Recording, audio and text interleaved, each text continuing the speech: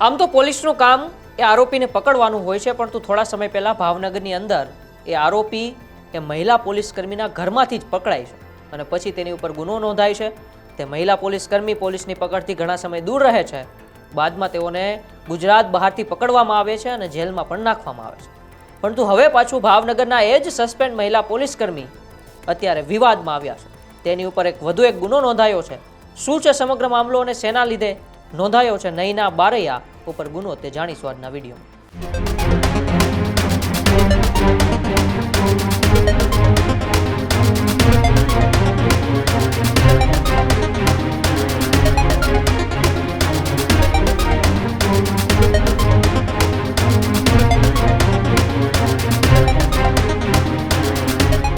થોડા સમય પહેલા ભાવનગરની અંદર છેલ્લા ઘણા સમયથી નાસ્તી ફરતા આરોપી તે એ જ ભાવનગર જિલ્લાના પોલીસ છે, મહિલા પોલીસ છે નૈના બારૈયા, તેના ઘરમાંથી મળી આવે છે. પોલીસ તેને ઝડપી લે છે.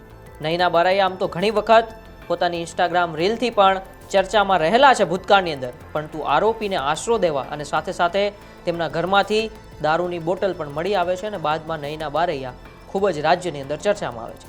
ત્યારબાદ થોડા સમય માટે નૈના બારૈયા પોલીસ પકડથી દૂર રહે છે અને બાદમાં મહારાષ્ટ્રથી એટલે કે ગુજરાત બહારથી ગુજરાત પોલીસ નૈના બારૈયાને પકડી આવે છે અને ભાવનગર જેલની અંદર નૈના બારૈયાને બંધ કરે છે અને તેમની સામે કાયદેસરની કાર્યવાહી પણ શરૂ છે. પરંતુ આજે ફરી એક વખત એ જ નૈના બારૈયા ચર્ચામાં આવ્યા છે અને એની સામે વધુ એક ગુનો નોંધાયો છે અને ગુનો એવો નોંધાયો છે કે ભાવનગર જેલમાં અંદર જે નૈના બારૈયા અત્યારે બંધ છે તેમની પાસેથી સિમ કાર્ડ મળી આવ્યું છે. મહિલા બેરેક 2ની તપાસ દરમિયાન નૈના બારૈયા પાસેથી સિમ કાર્ડ મળી આવ્યું છે. સસ્પેન્ડ પોલીસકર્મી પાસેથી સિમ કાર્ડ મળી આવતા અત્યારે હવે જેલના પોલીસકર્મીઓ અને ભાવનગર પોલીસ ઉપર ફરી એક વખત સવાલો ઊભા થયા છે. નૈના બારૈયા આમ તો ભાવનગર પોલીસ ઉપર સવાલો પહેલાં જ ઊભા કરી દીધા હતા, કારણ કે એક આરોપીને તેમણે આશરો આપ્યો હતો, તે ગુનો મોટો હતો. પછી 2-3 દિવસ સુધી તેઓ પોલીસ પકડથી પણ દૂર રહ્યા હતા. તેથી એવું લાગતું હતું કે પોલીસની ક્યાંક ને ક્યાંક નૈના બારૈયા ઉપર રહેમ હશે, પરંતુ અંતે પોલીસ તેમને પકડે છે અને અત્યારે જેલમાં પૂરી દે છે. પરંતુ આજે ફરી એક ગુનો નોંધાય છે. મહિલા બેરેક 2ની જ્યારે તપાસ ચાલી રહી હતી એ તપાસ દરમિયાન આજ નૈના બારૈયા પાસેથી એક સિમ કાર્ડ મળી આવે છે.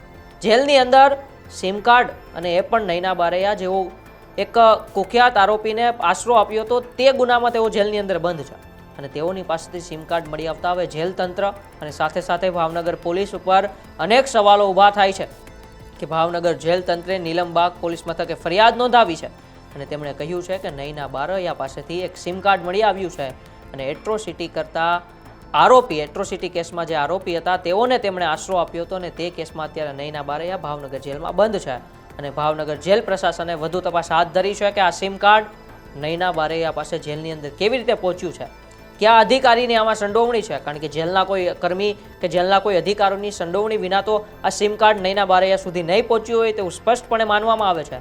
ભાવનગર પોલીસ હવે આની ઉપર વધુ તપાસ હાથ ધરવાની છે કે કેવી રીતે આ સિમ કાર્ડ નૈના બારૈયા સુધી પહોંચ્યું છે, કારણ કે એટ્રોસિટી જેવા કુખ્યાત આરોપીઓને તેમણે આશરો આપ્યો હતો તો નૈના બારૈયા પણ અત્યારે કુખ્યાત આરોપી જ આપણે ગણી શકીએ છીએ અને તે જ્યારે જેલની અંદર બંધ છે, જ્યારે તેઓ ઘરેથી તે આરોપીને પકડવામાં આવ્યા હતા ત્યારે પણ દારૂની બોટલો તેમના ઘરેથી મળી આવી હતી.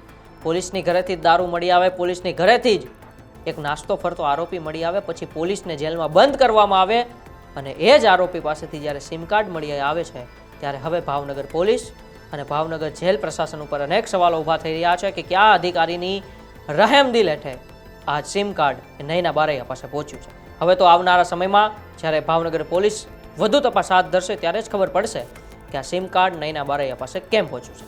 ત્યાં સુધી તમે જોતા રહો ન્યૂઝરૂમ ગુજરાત.